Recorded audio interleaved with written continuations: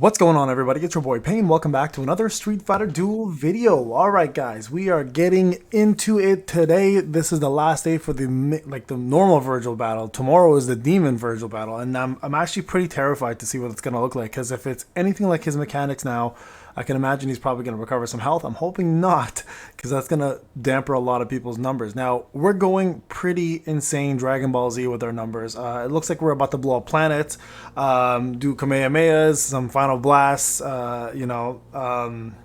It's looking nuts. I don't know if these numbers are going to keep scaling this way, but I think, listen, I'm a big fan of big numbers, but I'm seeing some ridiculous ones. Like, for example, shout out to Evo Easy. Sent me a snapshot of his numbers yesterday. He's almost at 11 billion.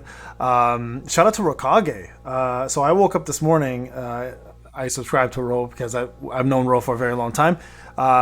We did Ninja Tribes together. He and I and Shiny. Sad Shiny's gone from this game, to be honest with you. It would have been awesome to still have him around. But with Ro, he's actually been very, very impressive. So he put out a video today. I haven't done my attempt to until just right now. So he was first place again. So it looks like what's happening, it's going to go back and forth between us until the last second. I want to talk about something real quick. And I think this is not mentioned enough for what is one of the most important units in the game for bosses. And I think we've mentioned this, but during our conversation with Bookish and Solo regarding the two Chun-Lis, right? Now, we covered a Chun-Li in that video, but I want to go back for a second and talk about OG Chun-Li. You can see here Ro uses this team, and this is actually a very, very popular team. Actually, this team here, if you replace this with Viper, it's also a very popular team. OG Chun-Li's C3 and her FS30 is actually pretty insane. So what I want to do today is real quick talk about two things. Number one, somebody asked me a very important question, and I think this is going to put things into perspective. Payne, if you could go back and do everything over again, what would you do differently?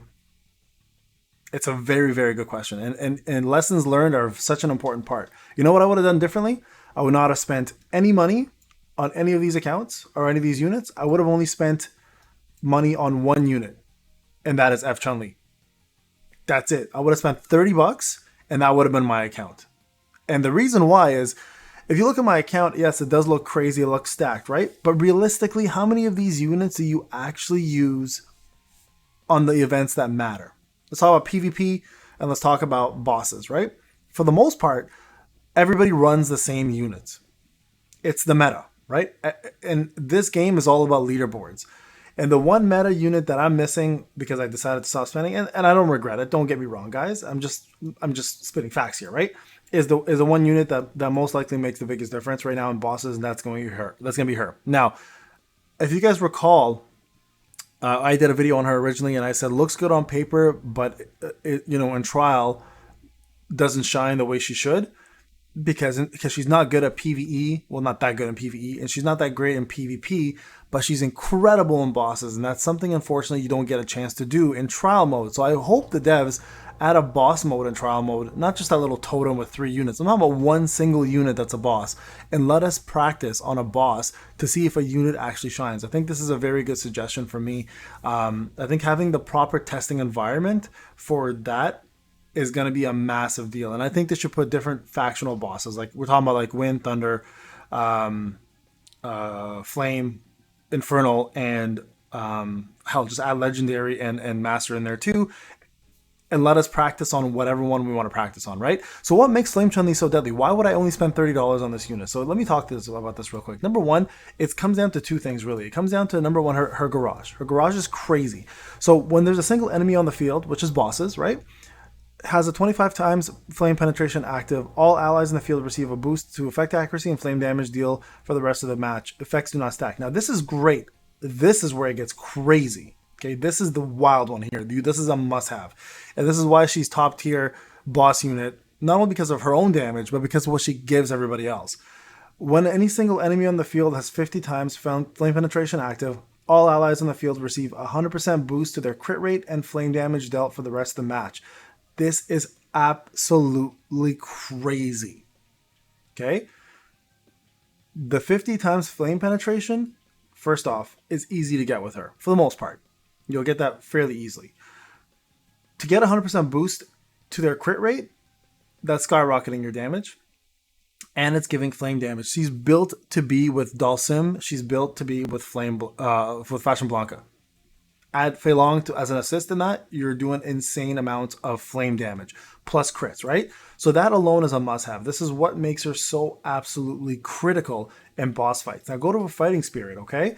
Fighter gets a 30% crit rate boost upon entering the field. This boost is reduced by 2% of every flame penetration. That's okay because that 30% crit is going to go down, but flame penetration goes up, which means you're going to do more flame damage. But as that happens, the garage here, right? The garage is going to actually end up giving you more crit damage anyways from this. So it just balances itself out. So you're really not losing anything at the end of the day. You're just gaining more by putting more flame penetration. So as an assist, she's one of the best assists in the game for anyone who's a flame damage user. Assist fighter has a 100% chance of inflicting flame penetration if they crit while dealing flame damage to the enemy. Triggers every only 5 seconds. That's crazy. That's such a low trigger, right? At 10, crit boost is reduced by 1% for every stack of flame penetration instead of 2%. So even longer you hold on to that crit. And then at 20, each time flame penetration is inflicted, target's crit resistance is reduced, meaning you're going to land more crits more often, right? Effect lasts 15 seconds. It stacks up to 50 times. So you pretty much can do 100% crit rate practically the entire time. Unleashes one kick for every 15 seconds of flame penetration inflicted.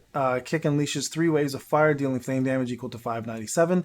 Attack of the nearest target. This is considered a trigger skill, so now she has a trigger skill as well. For every 1 stack of flame pen inflicted to the enemy during the same match, the damage of this skill is increased by 1%, up to a total of 50%. So, I'm telling you guys, if you have her and you have not been building her, you should be 110% building this character. I think I've said it many times now. We had Bookish on here who said the same thing. We showed data for you guys, and it's being very, very noticeable in every boss fight. Anyone who's topping the charts is using her. I might be the only exception to the rule. Let's take a look. I'll show you what I'm talking about here, okay? So you see mine, right? I'm actually not using her because I don't have her. Like, this is my team currently that I'm using to get my numbers. Okay, if you go to number 2, you guys already saw Ro has her, right? So shout out to Ro. Good job, man. You're killing it. Seriously, I'm very proud of you. There you go, right there. Same team. OG Chun as well, right? We'll talk about OG Chun some other time. But for now, I just want to show you guys who's using Flame Chun right there, right? Does he have Flame Chun? He does not. See, he didn't buy Flame Chun. So there's another user here. So shout out to Diaz, who's actually in our guild. Amasis, let's see, do you have? It's also another user who didn't buy. See, and I'm telling you, if these people had Flame Chun-Li in their team, there's Flame Chun-Li right there. It'd be a whole different story, right? So keep in mind, guys, this unit is making people skyrocket their damage. Like, here's another prime example. I'm just gonna show you guys another example here, right? And why it's so important. Now, she's not around anymore. Okay, so this is why I'm bringing it up. Is if she ever makes a second round, guys, you may want to consider getting her. Okay, so if you take a look here, I haven't done this yet, but if you look at a leaderboard, she won't be in this one actually. The spider boss is what I was going to show you. This is not spider boss anymore, but the spider boss, everybody literally had her in the rotation, and they were top 1 to whatever, like 50. Everyone had her except for, I guess, again, me. So very, very important, guys, to note that she is an absolute beast when it comes down to this game.